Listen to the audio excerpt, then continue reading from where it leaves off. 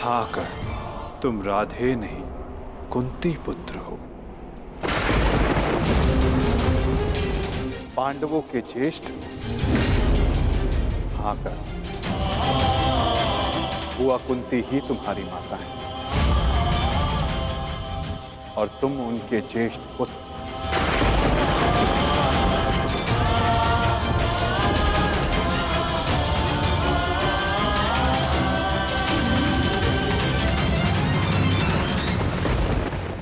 ये सत्य नहीं है।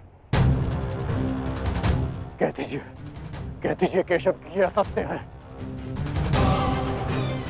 आप चाहते हैं ना कि मैं पांडवों के पक्ष में हो जाऊं, अपने मित्र का साथ छोड़ दूं, इसलिए आप मेरे साथ छल कर रहे हैं। हाँ, आप छल कर रहे हैं मेरे साथ। यदि मेरा कथन तुम्हें छल लगता है मित्र, तो जाओ स्वयं उनसे जाकर पूछो जिनके नाम से तुम संसार को अपना परिचय देते हो। भद्र, अधिरथ और देवी राधा से जाकर पूछ लो।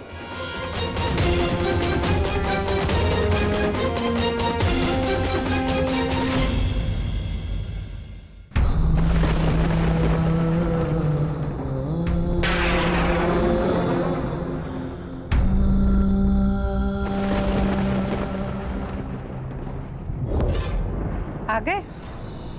उचित समय पर पहुंच गए। आओ भीतर आओ।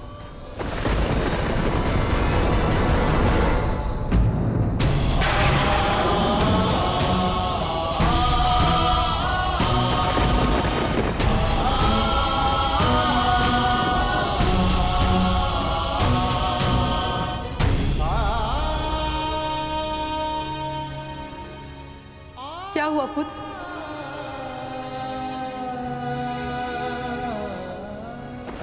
तुम राधे नहीं हो अंगराज, तुम सूर्य पुत्र कर्ण हो।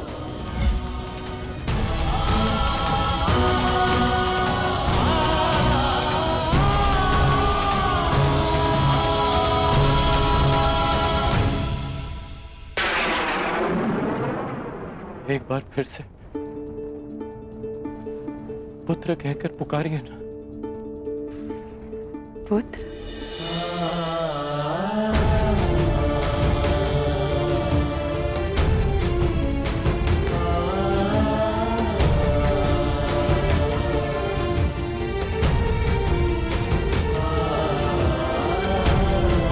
क्या हुआ पुत्र?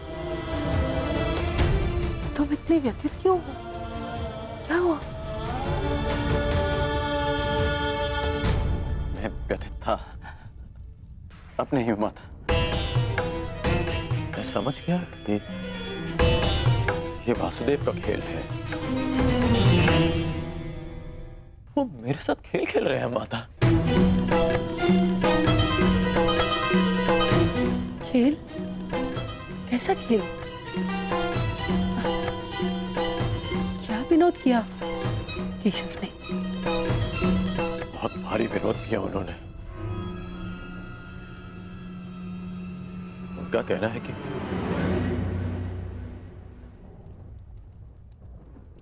आप दोनों मेरे बालक माता पिता हैं।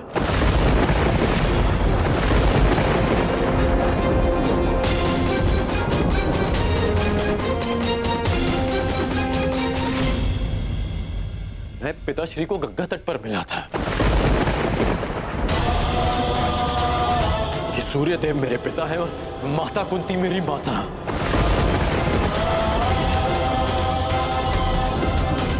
परंतु मुझे विश्वास है कि यह सत्य है।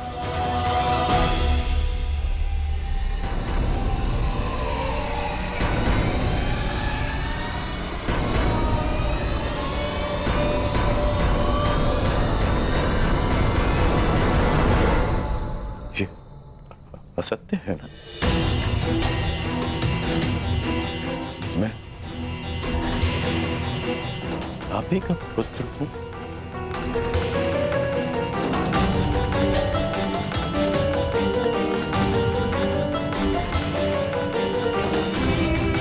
मैं आप ही का पुत्र हूं ना?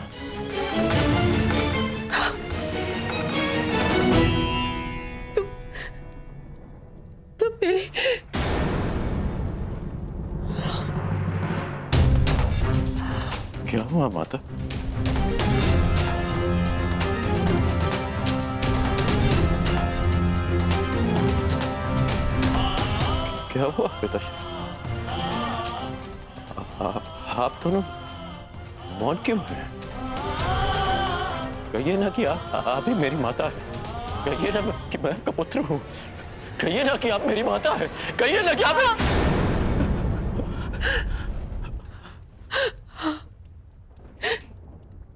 मैं तुम्हारी माता हूँ।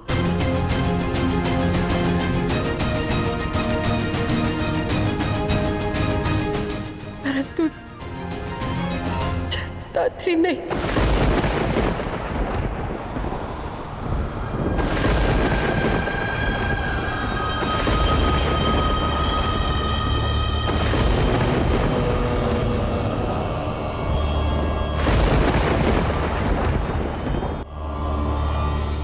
मैंने तुम्हें जन्म नहीं दिया।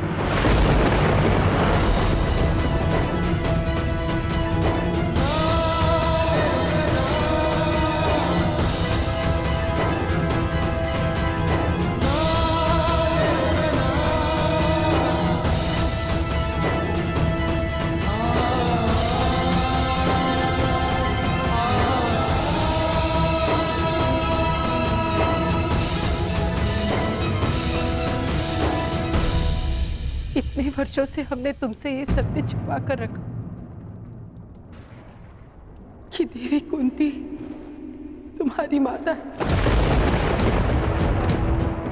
इसी कारण हम न तुम्हें धनुर्विद्या सीखने देना चाहते थे और न रणभूमि में जाने देना चाहते थे, क्योंकि देवी कुंती तुम्हारी जन्मदात्री है। केशव ने तुमसे कदाचित असत्य नहीं कहा। तुम मेरे पुत्र नहीं।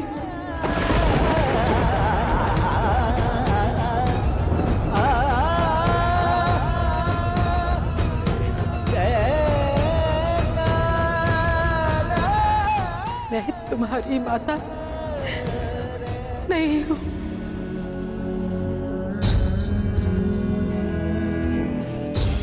आप असत्य कह रही हैं कि आप मेरी माता नहीं हैं। यदि ऐसा होता तो क्यों बचपन में जब मुझे भूख लगती थी तब आपको स्वयं ज्ञात हो जाता था? जब मुझे निद्रा आती थी तो कौन मुझे अपनी गोद में सुलाता था?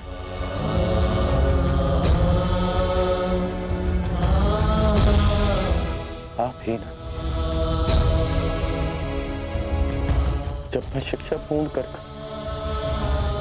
घर वापस लौटा तो आपको बिना ज्ञात हुए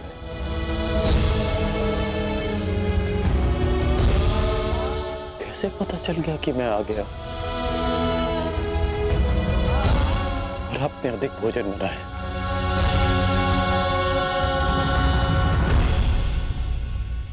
क्यों मेरे राज्याभिषेक पर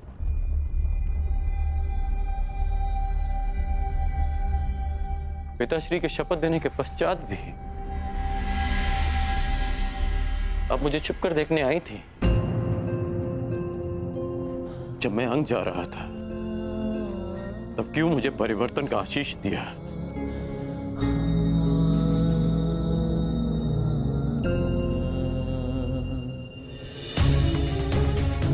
क्यों असत्य कह रही हैं आप मुझसे? इसीलिए कि मैं इस युद्ध में भाग ना लूं। ठीक, मैं इस युद्ध में भाग नहीं लेता। मैं सदा ही आपके चरणों में बैठा रहूंगा। मैं यहां से कहीं नहीं जाऊंगा। बस इतना कह दीजिए कि आप ही मेरी माता। कह दीजिए।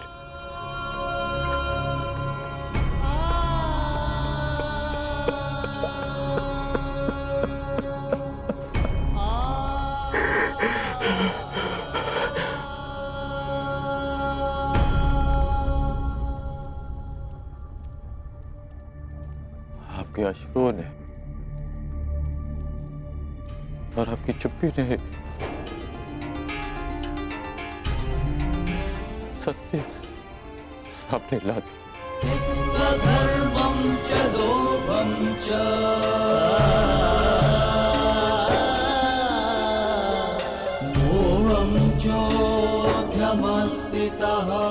धन्य है आप तुम।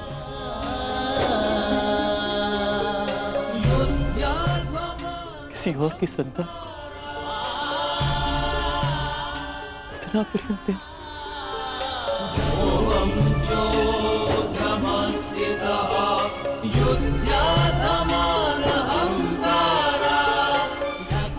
मैं आपका ऋण कभी नहीं उतार पाऊंगा।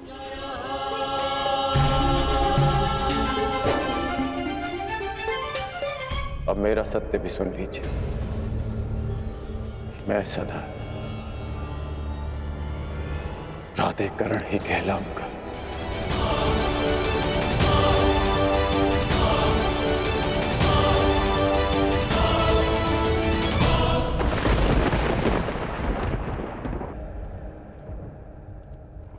प्राधिकरण ही कहलाऊंगा।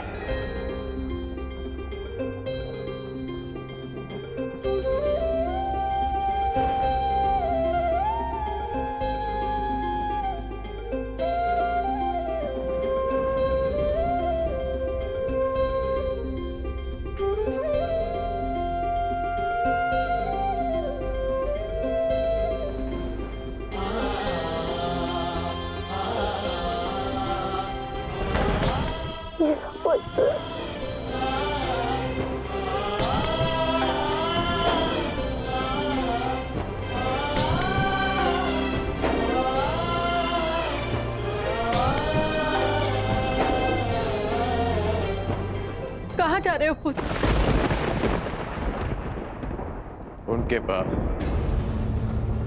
जो मेरे प्रश्नों से भयभीत होकर छिपकर बैठे हैं। सूर्य देव के पास।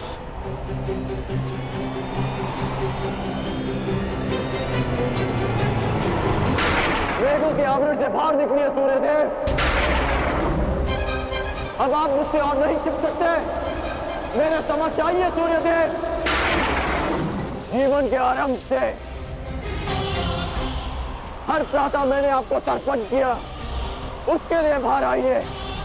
मैंने सदा आपका सम्मान किया, उसके लिए बाहर आइए। आपके कारण जो मेरा अपमान हुआ, उसके लिए बाहर आइए। एक कवच कुंडल मुझे देकर भी मेरे मन को जो भेदा है आपने, उस पीड़ा के कारण बाहर आइए।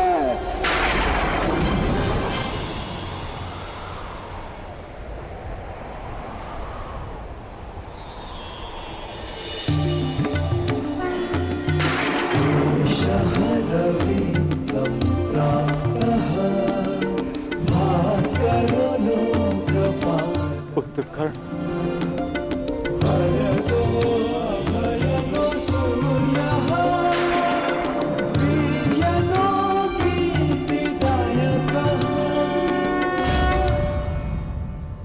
ये तो मैं जान गया कि मैं आपका पुत्र हूं। आगे कहिए सूर्यदेव।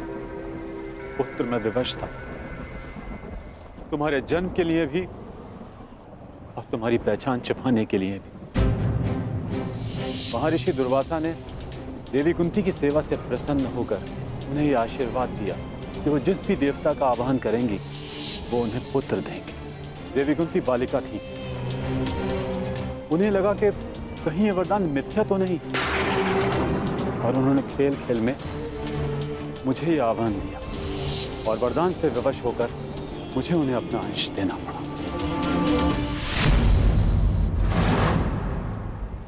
विवश थे आप? क्या आज विवश नहीं है? माता कुंती को मुझे अपनाने में समाज का भय था, परंतु आपको किस बात का भय था? आपने मुझे सच्चे क्यों नहीं बताया? संसार भर को प्रकाश देने वाले ने अपने ही अंश को अंधकार में रखा। क्यों? जब संसार मुझे सूत पुत्र कहकर नीचा दिखाता रहा, तब आपकी दृष्टि क्यों नहीं झुकी? जब सब मुझसे मेरा अधिकार छीनते रहे, तब आपके अहंकार को ठेस क्यों नहीं पहुंची? क्यों तब तक आप मेरी प्रतीक्षा करते रहे, जब तक मुझे स्वयं ज्ञात नहीं हो गया कि मैं आपका पुत्र हूं? क्यों मुझसे सत्य को दूर रखा आपने? क्यों? मैं मानता हूं कि मैंने तुम्हें सत्य से दूर रखा, परंतु मैं सदैव तुम्हारे साथ था। मैं नहीं चाहता था कि समाज को इस बात का ज्ञान हो।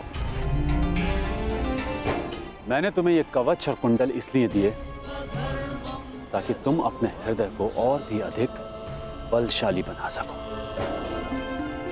तुम्हें समाज की कठोरता को सहने की शक्ति मिले। मुझे क्षमा कर दो। आपके अश्रु मुझे सांत्वना नहीं दे रहे, अपितु भान करा रहे हैं कि मैं आपके लिए केवल एक फूल के अतिरिक्त और कुछ नहीं था।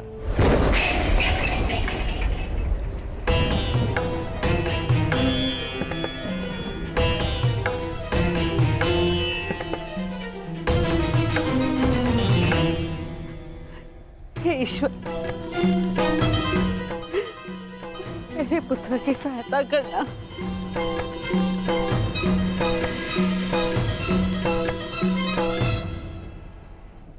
जो स्वयं की सहायता करना जानते हैं, ईश्वर भी उन्हीं की सहायता करते हैं बुआ।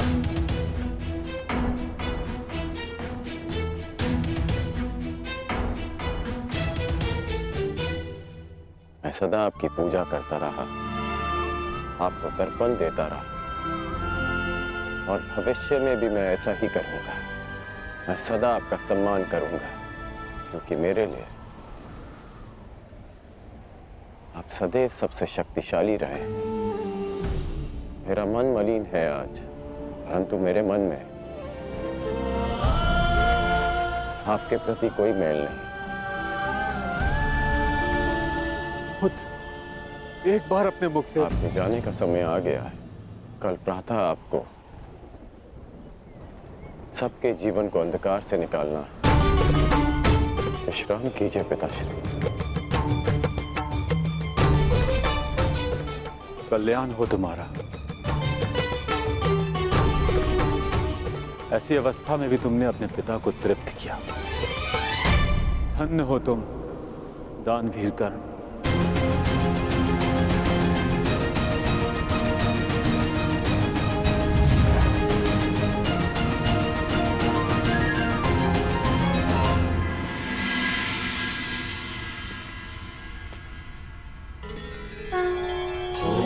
अब आप और कितना व्यथित रहेंगी बुआ? आप अपने कर्मों को संसार से छिपा सकती हैं, परंतु अपने कर्मों के फल को आप स्वयं से और कितना छिपाएंगी? अपने कर्मों का सामना प्रत्येक को एक ना एक दिन करना ही पड़ता है बुआ। परंतु उसका सामना कैसे करूंगी? क्या कहूंगी उसे इसके समक्ष आकर?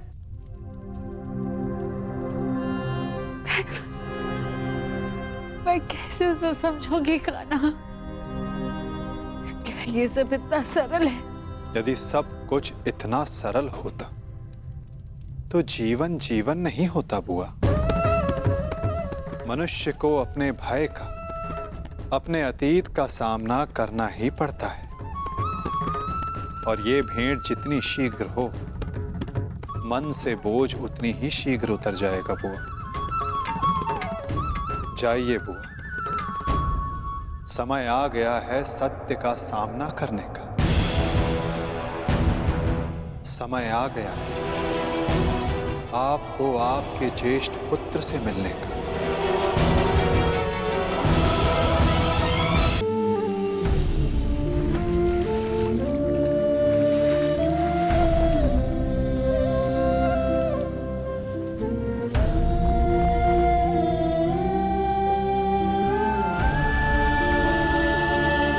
दान चाहिए पुत्र, दोगे?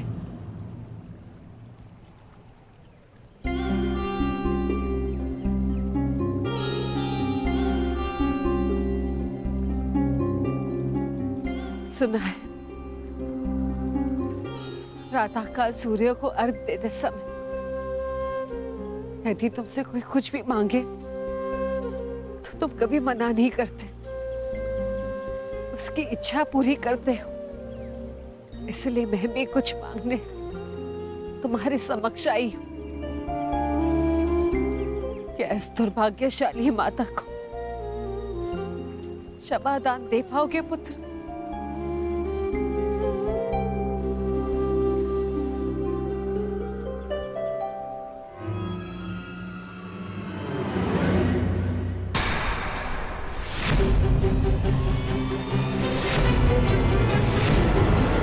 क्षमा प्रार्थी तो मैं हूँ राजमाता।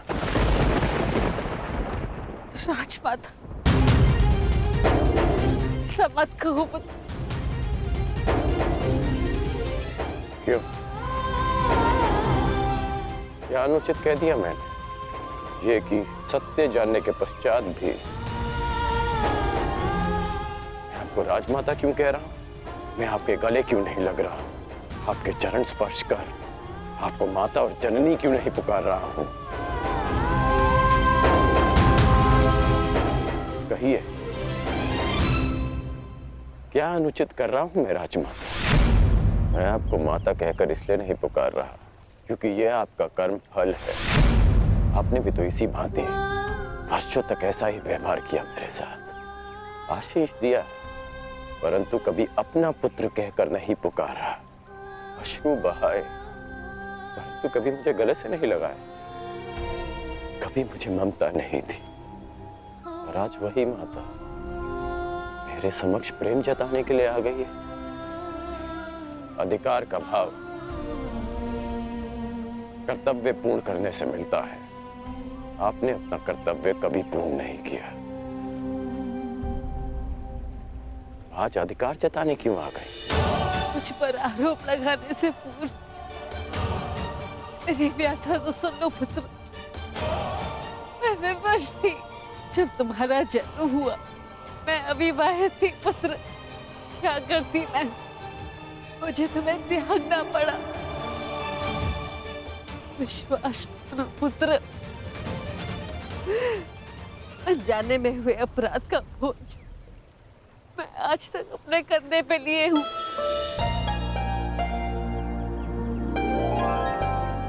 आपने अपनी व्यथा तो कह दी, परंतु मेरा क्या दोष था? एक बालक जिसने अपनी आंखें भी पूरी तरह नहीं खोली थी, उसके जीवन में आपने सदा के लिए अंधकार कर दिया। एक नवजात को गंगा माँ की भेंट चढ़ा दिया आपने। क्या आपने ये भी नहीं सोचा कि वो जीवित रहेगा या वो मर? यदि वो बच गया तो संसार उसे किस नाम से पुकारेगा? समाज उसे कितने ताने देगा कि उसका जीवन जीते जी नरक बन जाए। ये भी नहीं सोचा हमने। गंगा में इसीलिए बहाया ना क्योंकि गंगा मां पाप धोती है। मैं आपके लिए पापी था ना, केवल एक पाप, एक अभिशाप जिसे आप गंगा में बहाकर भूल गई। आश्चर्य की बात यह है कि कभी आपने मुझे खोजने का प्रयास नहीं किया, कभी ये जानने का प्रयास नहीं किया कि मैं जीवित हूं या मर गया। आपको पता है कि जब भी मैं आपके समक्ष आता था, आपको प्रणाम करता था, तो एक विचित्र स्नेह, एक अनोखा बंधन अनुभव करता था मैं। क्या आप कभी ऐसा अनुभव नहीं करती थी? तुम मेरे ही पुत्र हो।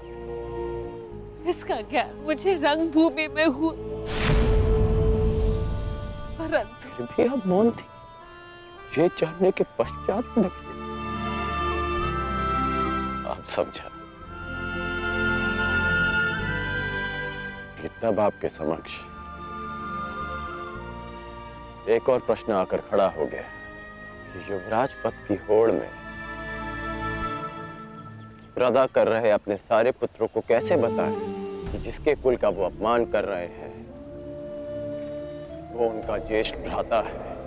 हस्तिनापुर के समक्ष ये सत्य कैसे बताएं कि मैं आपकी प्रथम संतान हूं? बोलिए राजमाता, कि आज अचानक क्या हो गया? ऐसा मत कहो पुत्र। मैं नहीं चाहती कि मेरे पुत्र एक दूसरे का रक्त बहे। मुझसे सहन नहीं होता पुत्र, मुझसे सहन नहीं होता। समझ गया कि आप यहाँ मेरे लिए नहीं, अर्जुन के लिए आई। कि आप मुझसे क्षमादान मांगने नहीं, अर्जुन का जीवन दान मांगने आई। आप मुझसे क्षमादान मांगने नहीं, अर्जुन का जीवन दान मांगने आई। आप यहाँ इसलिए आई कि मैं अर्जुन का वध ना करूं। ऐसा मत कहो पुत्र, मैं नहीं चाहती कि मेरा कोई भी पुत्र एक दूसरे का वध करे। ठीक है, समस्त हस्तिनापुर के समक्ष ये स्वीकार कर सकती हैं कि मैं आपका ज्येष्ठ पुत्र हूं।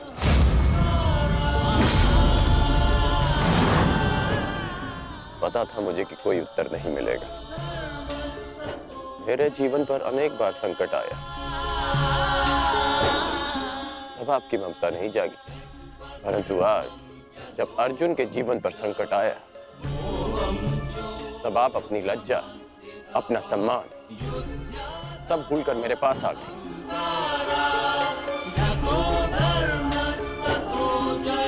सत्य में अर्जुन बहुत भाग्यशाली है कि उसे आपकी ममता मिली। मैं भले ही अर्जुन को युद्ध के द्वंद्व में हरा दूं, परंतु आज उसने मुझे ममता के द्वंद्व में हरा दिया। तुम्हारी अपराधी नहीं हूं मैं।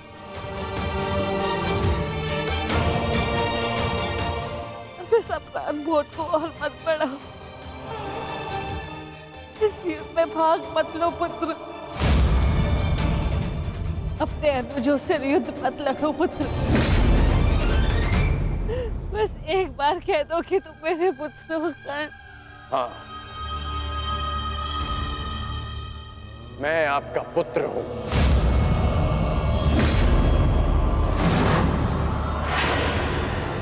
किंतु आप मेरी माता नहीं।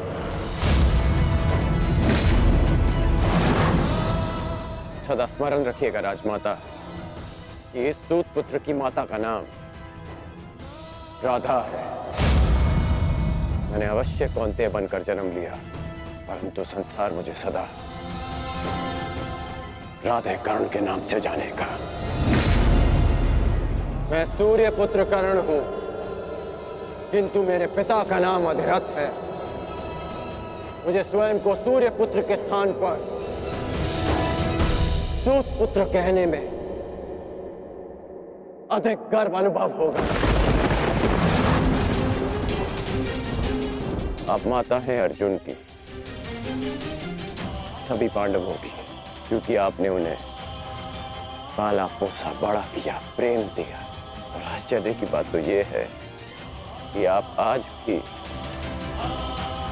उन्हीं की माता बनकर इस सूत पुत्र राधे कर्ण के पास आई हैं, ये आश्वासन पाने कि आपके पुत्र सुरक्षित रहे। मेरे द्वार पर आए किसी भी याचक को रिक्त हाथ लौटने नहीं दे सकता मैं। राजमाता, मैं आपको रिक्त हाथ लौटने नहीं दूंगा। मैं वचन देता हूं कि इस महाभारत के पश्चात आपके 5 पुत्र जीवित रहेंगे, केवल 5। यदि अर्जुन ने मेरा वध किया तो भी, और मैंने अर्जुन का वध किया तो भी। यदि अर्जुन मेरे हाथों वीर गति पाता है तो मैं सब कुछ छोड़कर आपके पास आ जाऊंगा। मैं वचन देता हूं कि अर्जुन के अतिरिक्त आपके किसी पुत्र का वध नहीं करूंगा मैं।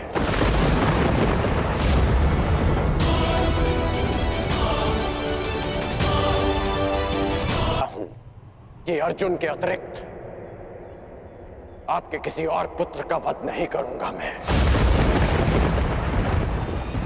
वचन देता हूं मैं। अब जाइए राजमाता, गंगा में त्यागे गए इस राधे के पास अब आपको देने के लिए कुछ और शेष नहीं है।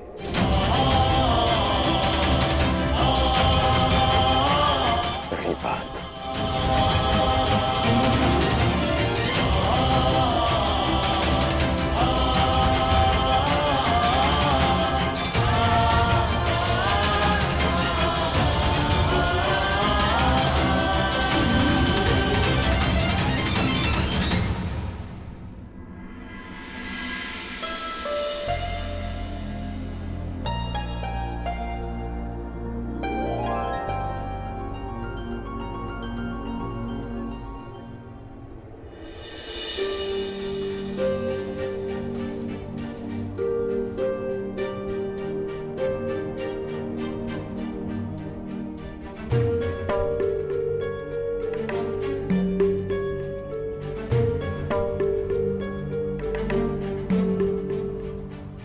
सत्य कल्पना से अधिक सुंदर भी हो सकता है और अधिक कष्टकारी भी।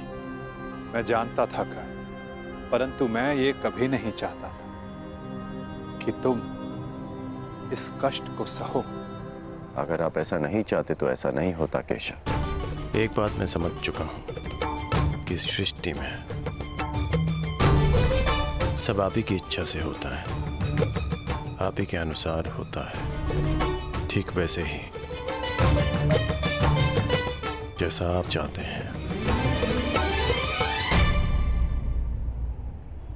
पीड़ा केवल कष्ट नहीं देती मित्र, पीड़ा कभी कभी हमें उचित मार्ग चुनने में हमारी सहायता भी करती है। एक पीड़ा कभी कभी हमारे अन्य कष्टों का निवारण भी करती है। कर्ण, इस सत्य का भान होना तुम्हारे लिए उचित था, परंतु अब मैं तुमसे ये जानना चाहता हूं कि इस पीड़ा का तुम सकारात्मक प्रयोग कैसे करोगे। जिस सत्य ने मेरे जीवन को, मेरे विश्वास को नकारात्मकता से भर दिया, उसमें क्या सकारात्मकता केशव? उसमें क्या भलाई दिख रही है आपको? क्यों? क्या ये उचित नहीं कि अब तुम स्वयं को सूद समझने की पीड़ा से मुक्त हो गए हो? कि तुम्हें अब अपना वंश क्या, कि अब तुम पूरे मन से, पूरे अधिकार से किसी भी क्षत्रिय के समक्ष जाकर अपना अधिकार मांग सकते हो। क्या ये उचित नहीं कर कि अब तुम्हें ज्ञात हो गया है कि मैं क्यों तुम्हें पांडवों के पक्ष में आने के लिए सुझाव देता रहा?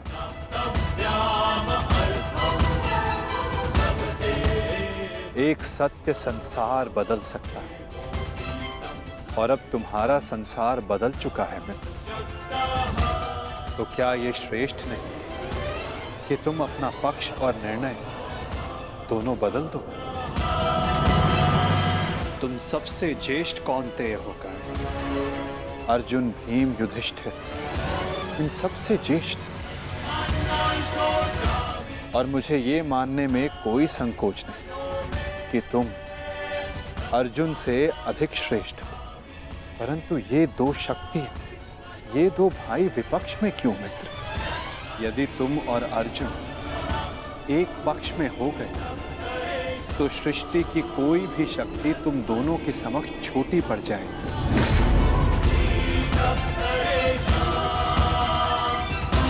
तुम्हें और अर्जुन को मेरी, वासुदेव तक की आवश्यकता नहीं पड़ेगी मित्र। युधिष्ठिर तुम्हारा अनुज होगा और बाकी शेष पांडव भी। तनिक सोचो, जो परिवर्तन तुम अंगराज बनकर ना ला सके, वो परिवर्तन तुम हस्तिनापुर के सम्राट बनकर ला पाओ। सूर्य पुत्र कौन्तेय सम्राट गण, जो संसार को एक प्रकाशमान युग की ओर ले जा सकता है।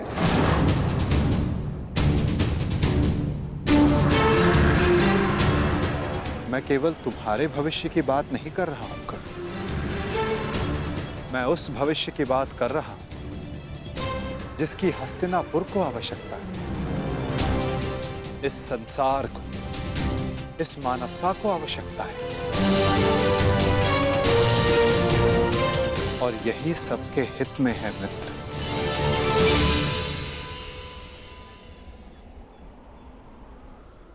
ठीक है, एक बार मैं आपकी बात मान भी लूं, हस्तिनापुर का सिंहासन जीत भी लूं, परंतु क्या मैं प्रजा के मन में सम्मान जीत पाऊंगा? नहीं। सूत पुत्र कहलाकर जितना अपमान सहा, सूर्य पुत्र बनकर उससे कहीं अधिक अपमान होगा मेरा। जिस हस्तिनापुर, जिस संसार की बात आप कर रहे हैं, वो मेरे विषय में सोचेंगे कि कितना अवसरवादी निकला मैं, कि राज्य का लालच पाते ही मैंने अपना पक्ष बदल डाला। मनुष्य का पक्ष, उसका विश्वास, उसका ईश्वर होता है। मेरे जन्म का सत्य बदल जाने से क्या मैं अपने ईश्वर को बदल डालूं?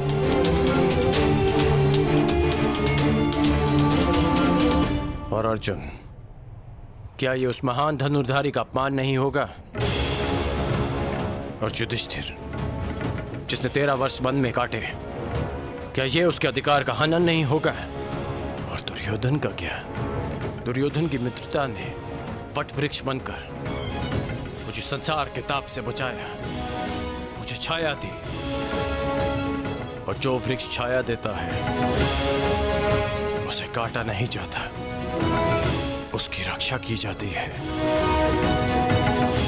धिक्कार होगी मुझ पर यदि ऐसा विचार मेरे मन में भी आया।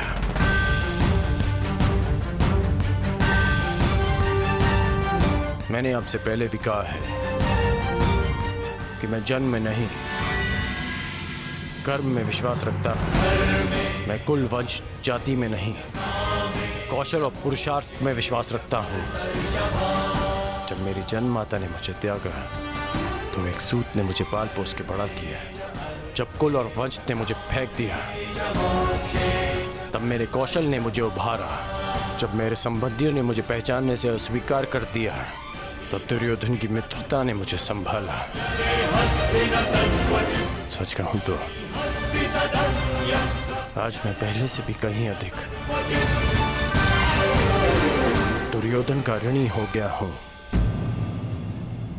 और आप कह रहे हैं कि मैं अपना पक्ष बदल लूं?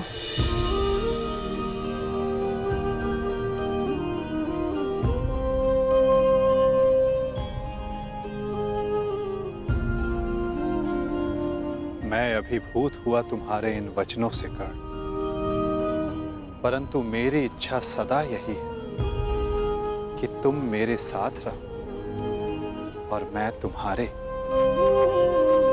परंतु निर्णय लेना तुम पर निर्भर करता है मित्र।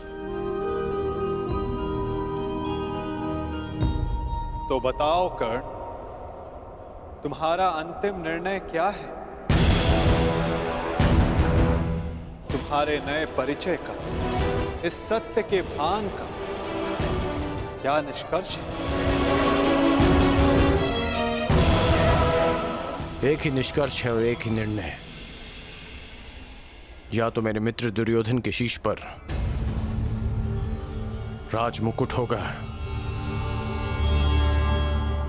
या इस कर्ण के धड़ पर शीश ही नहीं होगा।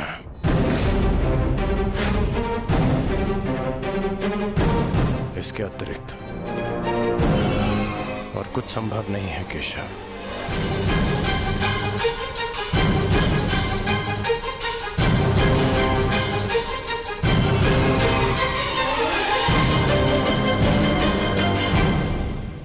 आपसे एक विनती है केशव कि मेरी जन्म कथा गुप्त रखिएगा। यदि युधिष्ठिर को इसका ज्ञान हुआ तो वो सिंहासन को ठुकरा देगा। और यदि उसने साम्राज्य मुझे सौंप दिया तो मैं उसे दुर्योधन को सौंप दूंगा। और यदि समाज को इसका भान हो गया तो वो माता कुंती को ठुकरा देंगे। इसलिए यह सत्य है हमारे मध्य ही रहे, यही श्रेष्ठकर है। मैं चाहता हूं कि आप मेरी मृत्यु तक मुझे राधे कहकर पुकारें, कौनते ही नहीं।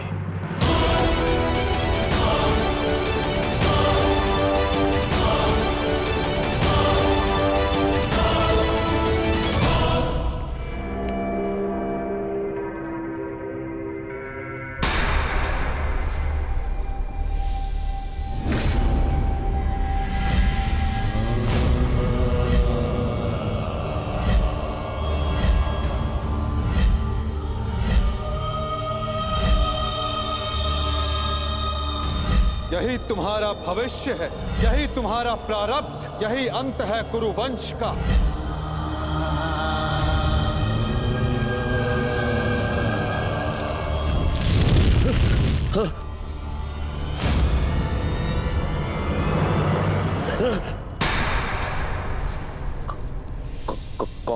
कौन है आप? ये क्या कह रहे हो दुर्योधन? मामा हूँ, मामा। नहीं, ये कौन है आप मुझसे ये प्रश्न करने वाले?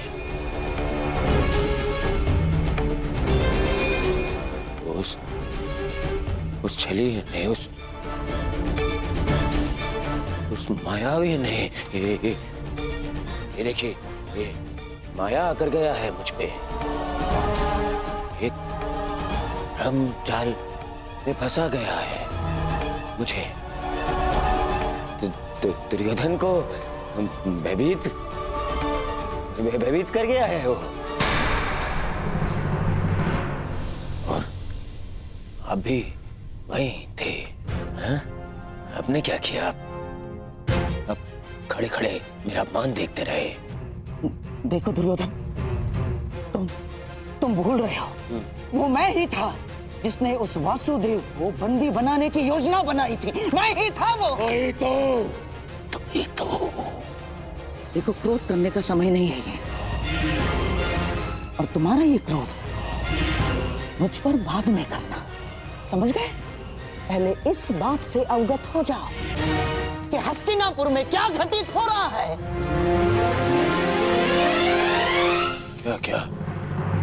क्या घटित हो रहा है हस्तिनापुर में?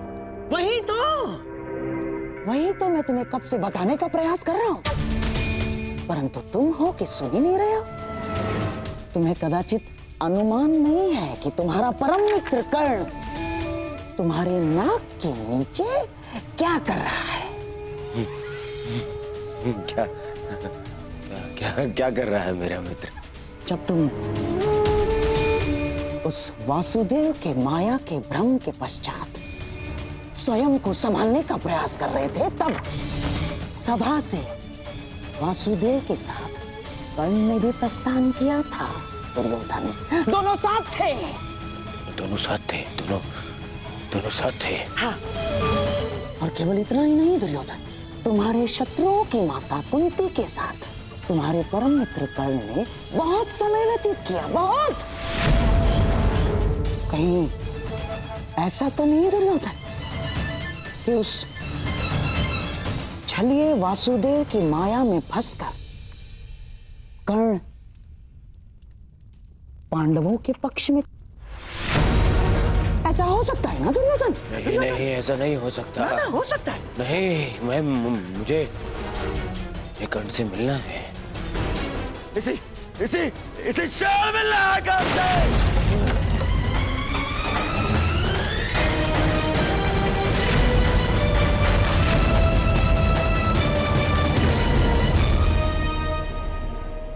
जीवन कितने खेल खेलती है ना हमारे साथ केशव।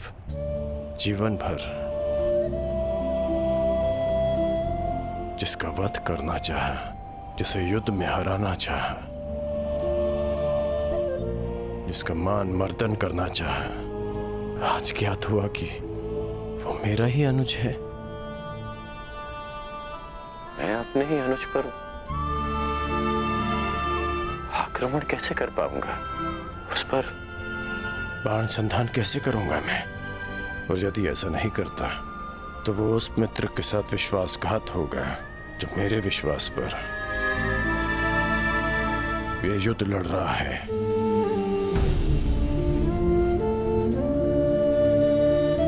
क्यों नियति हमारे साथ ऐसा खेल खेलती है? क्यों वो दो भाइयों को शत्रु बनाकर सामने ले आती है? क्यों वो उन्हें एक दूसरे के रक्त का प्यासा बना देती है, जिनकी धमनियों में एक ही रक्त बहता है? ये कैसी नियति है केशव?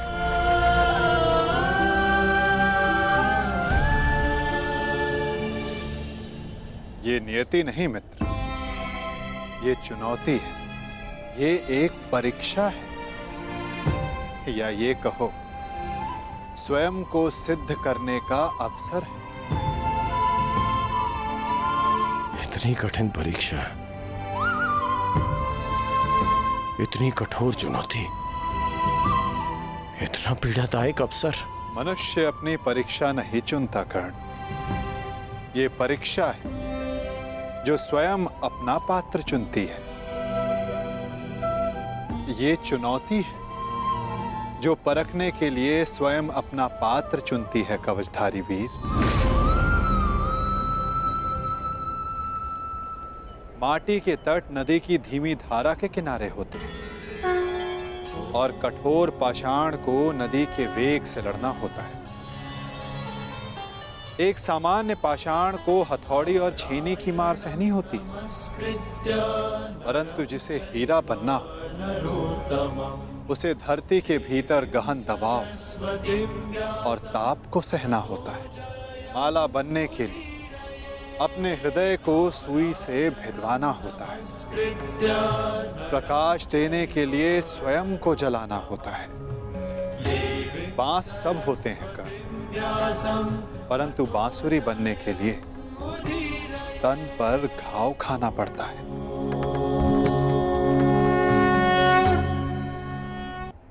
जिनके उत्तरदायित्व बड़े हों उनके समक्ष सामान्य प्रश्न नहीं आते कर्ण। जिन्हें युद्ध की हुंकार भरनी होती है उन्हें लाक्षागृह की अग्नि से निकलना होता है। जिन्हें युद्ध का परिणाम देना होता है उन्हें अपना कवच भिदवाना होता है। मृत्युंजय बनने की चाह रखने वालों को प्रति क्षण मरना होता है। ये तुम्हारे समक्ष आई सबसे बड़ी दुविधा नहीं है कर्ण, सबसे बड़ी चुनौती है, सबसे बड़ा अवसर है। अब इसका चयन करना तुम पर निर्भर करता है कर्ण कि इसमें भाग लो या भाग जाओ। तो ये सब पहले आपने क्यों नहीं बताया केशव? यदि तब बता देता तो आज तुम्हारे समक्ष मृत्युंजय बनने का अवसर नहीं आता। एक मित्र के रूप में आपने मुझे बताया कि मुझे क्या चुनना चाहिए, परंतु आज मैंने सभा में उस कृष्ण को देखा जो भूत भविष्य वर्तमान सब है, जिनसे परे कुछ नहीं, जिन्हें सब कुछ ज्ञात है। तो आपको ये भी अवश्य ज्ञात होगा केशव कि आपका ये मित्र कठिनाइयों से कभी नहीं भागता, सदैव उनका सामना करता है। अब कदाचित हमारी भेंट युद्ध भूमि में होगी।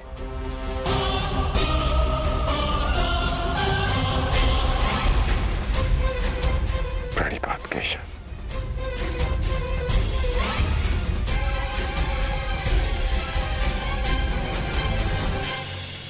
मैं अत्यधिक प्रसन्न हूं कि तुम मेरे मित्र, मैंने सदैव कहा है और आज पुनः कहता हूं, तुम अद्भुत हो, तुम महान हो, तुम एक महान मित्र हो, एक महान पुत्र हो और एक महान पिता हो। तुम इस युग की मानवता के महान रत्न होकर राधे कर।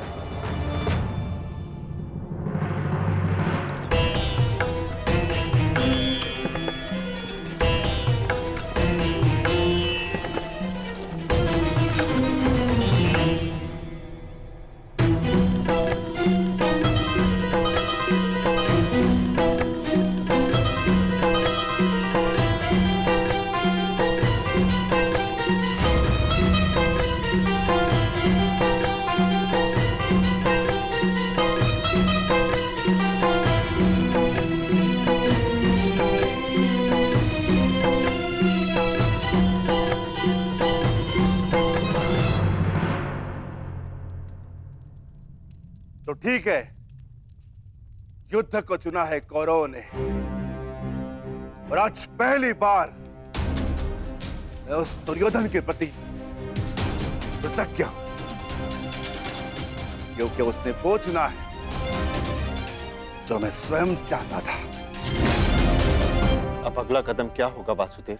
निर्देश करें, क्या करना है हमें? कुरुक्षेत्र।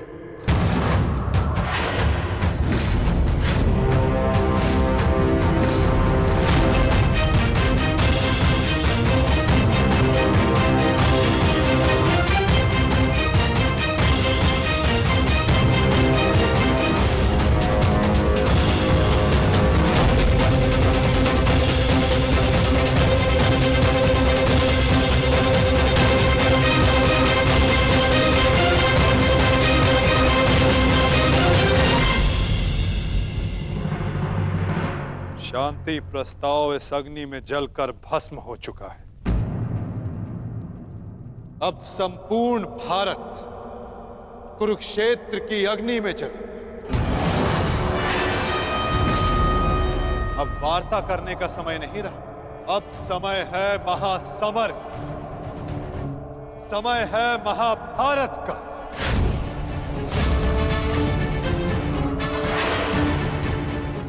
अब जीवित रहना है तो विजयी होकर या फिर मृत्यु का आलिंगन करना। अब समय आ गया कि याज्ञसेनी के खुले केशों का प्रतिकार किया जाए। समय आ गया कि आप पांचों अपनी प्रतिज्ञाएं पूरी करें। अब समय आ गया कि संपूर्ण भारतवर्ष को पाप मुक्त किया जाए।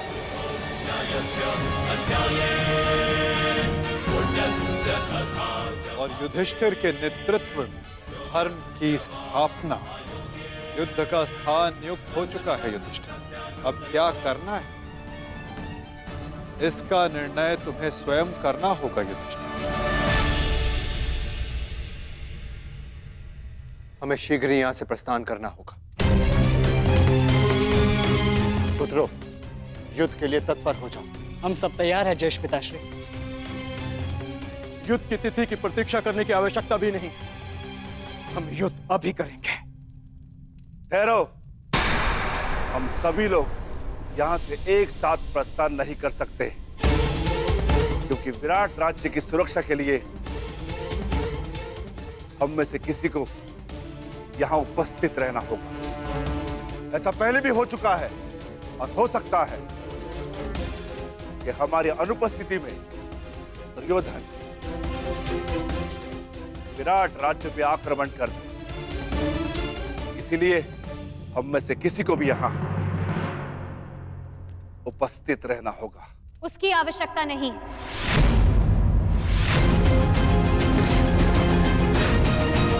यहां कोई नहीं रहेगा, हम सभी एक साथ चलें।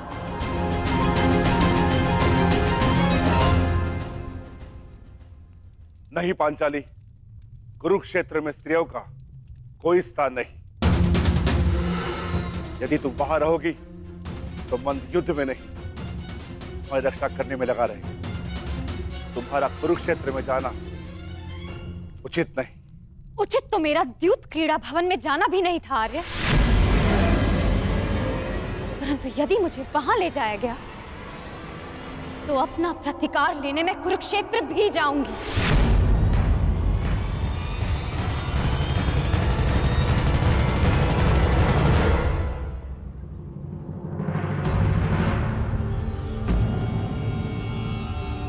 कल रात्रि ही तो आए हो पुत्र, अभी जा रहे, कुछ दिन रुक जाओ।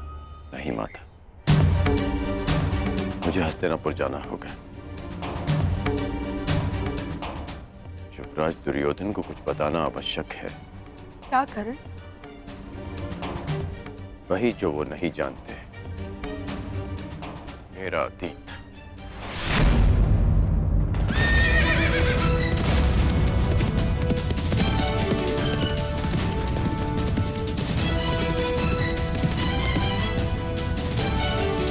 ऐसा मत करो पुत्र, इसकी क्या आवश्यकता है?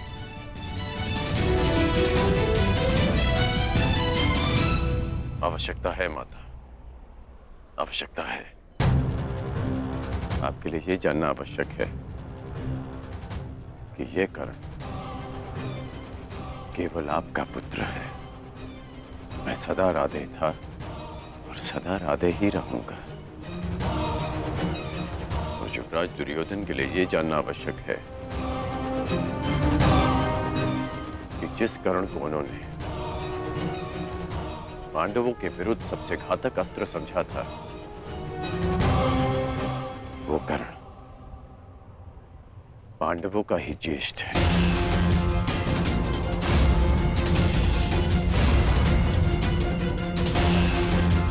कि जो कर्ण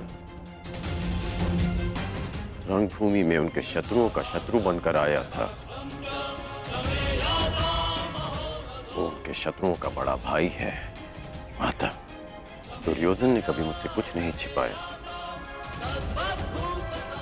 इसलिए ये मेरा कर्तव्य है कि मैं अपने मित्र को सब सच बताऊं। दुर्योधन को सत्य बताना आवश्यक है माता। ऐसा क्या है जो युवराज के लिए जान लेना आवश्यक है माता?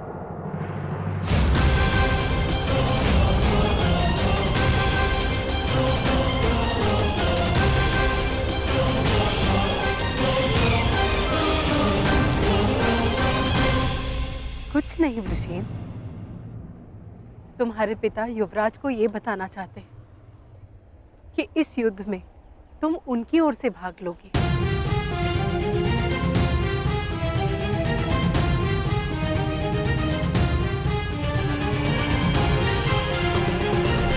शीघ्र मिलते हैं पृष्ठदेव।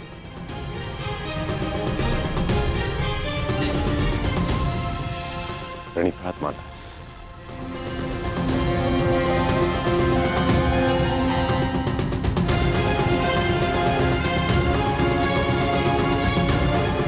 चलो सर।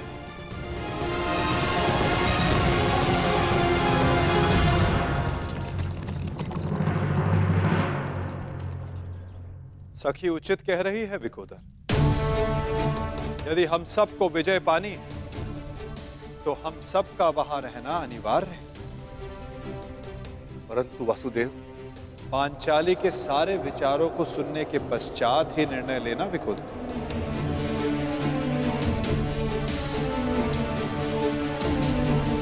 परंतु ये उचित नहीं। पांचाली, तुम कुरुक्षेत्र क्यों जाना चाहती हो? क्योंकि आर्य, यदि हम सभी वहां उपस्थित होंगे तो एक दूसरे की सहायता कर सकते हैं। मैं मानती हूं कि मैं युद्ध कला में सक्षम हूं, परंतु मैं ये नहीं कह रही हूं कि मैं युद्ध में भाग लूं।